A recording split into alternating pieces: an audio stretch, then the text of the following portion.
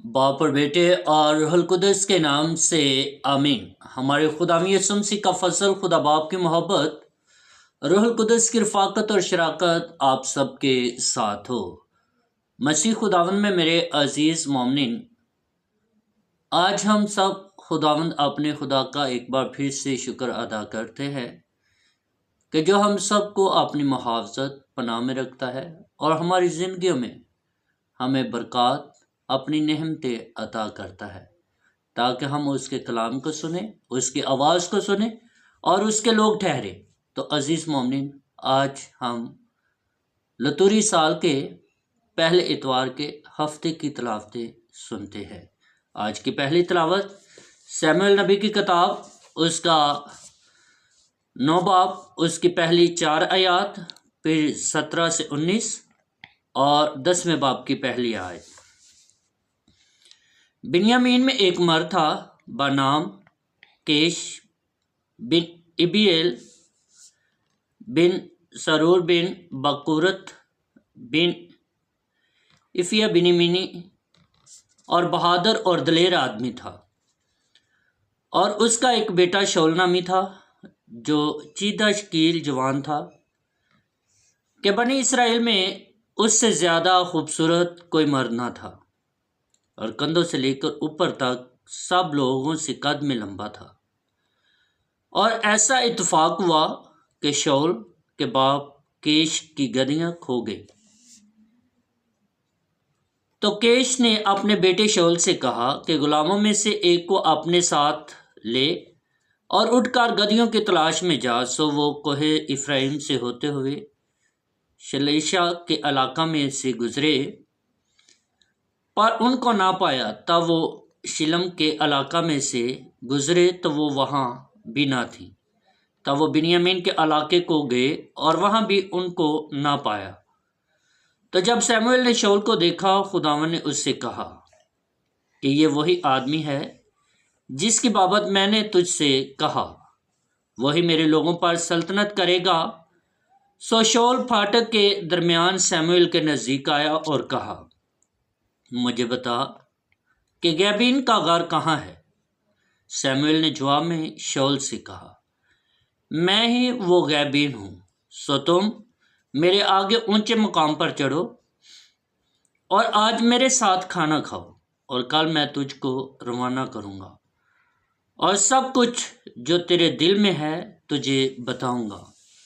शमूएल ने तेल की कुप्पी ली और उसके सर पर अंडेली और उसको चूमा और उससे कहा कि इससे खुदावन ने तुझे मसा करके अपनी कौम इसराइल का रहनुमा ठहराया।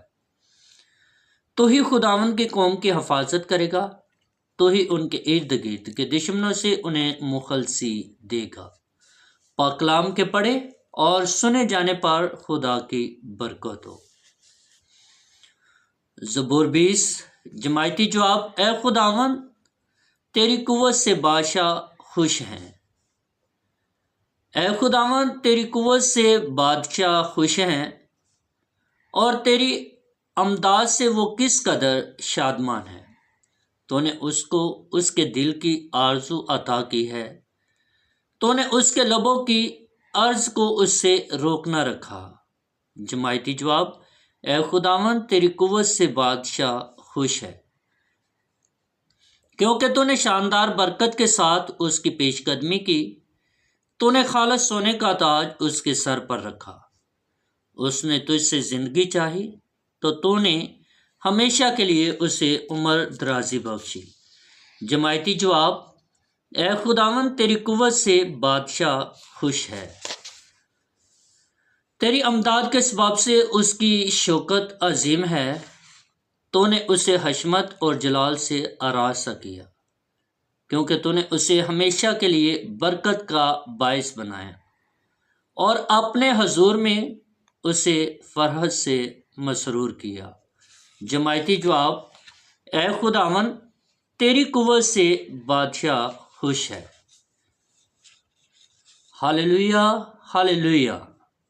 ए खुदावन अपने कवायद के मुताबिक मेरी तरबियत कर और अपनी शरीयत मुझे सिखा। हालेलुया। خداوند آپ سب کے ساتھ ہو۔ ہمارے خداوند یسوع المسیح کے انجیل بمطابق مقدس مرکز رسول کے، اے خداوند تیری تمجید ہو۔ مقدس مرکز کے مطابق لکھی انجیل اس کے 2 باب میں سے، اس وقت یسوع باہی جھیل کے کنارے گیا اور سارا ہجوم اس کے پاس آیا، اور وہ انہیں تعلیم دینے لگا، اور جاتے ہوئے حلفائی کے بیٹے لاوی کو مسئول کی چوکی پر بیٹھے دیکھا، اور اس سے کہا میرے پیچھے ہو لے، اور وہ اٹھ کر اس کے پیچھے ہو لیا۔ اور یوں ہوا کہ جب وہ اس کے گھر میں کھانا کھانے بیٹھا تو بہت سے محصل اور گنہگار یسوع اور اس کے شاگردوں کے ساتھ کھانا کھانے بیٹھے، کیونکہ وہ بہت تھے جو اس کے پیچھے چلے آئے تھے۔ اور جب فریسیوں اور فقیہوں نے اس سے محصلوں اور گنہگاروں کے ساتھ کھاتا دیکھا تو اس کے شاگردوں سے کہا کہ تمہارا استاد محصلوں اور گنہگاروں کے ساتھ کس لیے کھاتا پیتا ہے؟ یسوع نے سن کر ان سے کہا تندرستوں کو طب درکار نہیں بلکہ مریضوں کو، کیونکہ میں راست بازوں کو نہیں بلکہ گنہگاروں کو بلانے آیا ہوں۔ انجیل مقدس کے وسیلہ سے ہمارے گناہ معاف کیے جائیں۔ اے مسیح تیری ستائش ہو۔ مسیح خداوند میں میرے عزیز مومنین، آج کی جو ہم نے تلاوتیں سنی، ان دونوں تلاوتوں میں ہمیں جو بات واضح ملتی ہے کہ خدا بھی پہلی تلاوت میں ایک ایسے شخص کا چناؤ کرتا ہے جس کے بارے میں لوگ نہیں جانتے تھے، کہ خدا نے اپنے بندہ سیموئیل کے ذریعہ سے ایسے بندے کو چنا جو ہمیشہ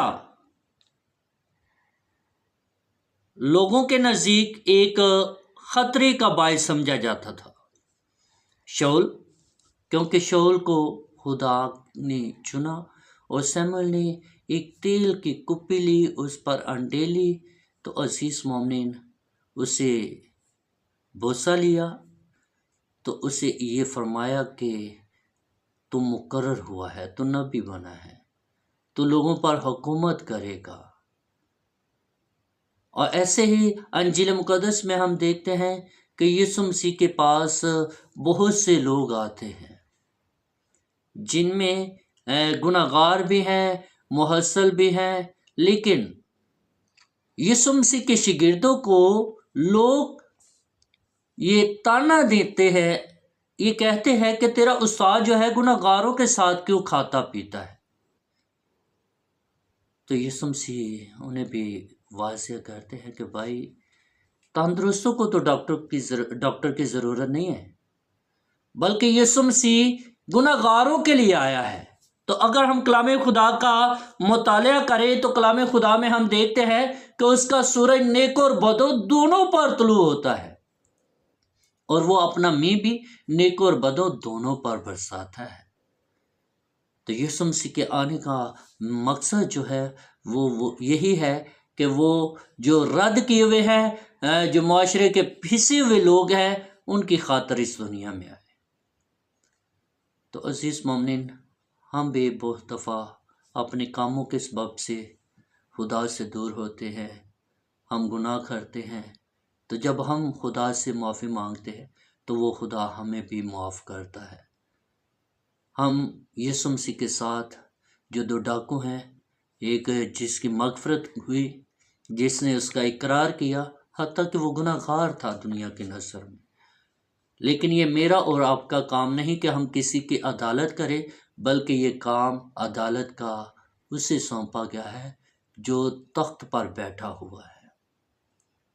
تو عزیز مومنین، آئیں خدا سے دعا مانگیں کہ خدا ہمارے گناہوں کو معاف فرمائے اور ہم سب کو برکت، قوت عطا کرے کہ ہم ہمیشہ اس کا چناؤ کریں، اس کی راہوں پر چلیں، تاکہ وہ ہم سب کی مغفرت فرمائے اور ہم سب کو اپنے پاکستان میں اپنے نام کے لیے، کلام کے لیے، جلال کے لیے کثرت سے استعمال کرے تاکہ ہم سب اس کے لوگ کہلائیں، مسیح خداوند کے وسیلہ سے، آمین۔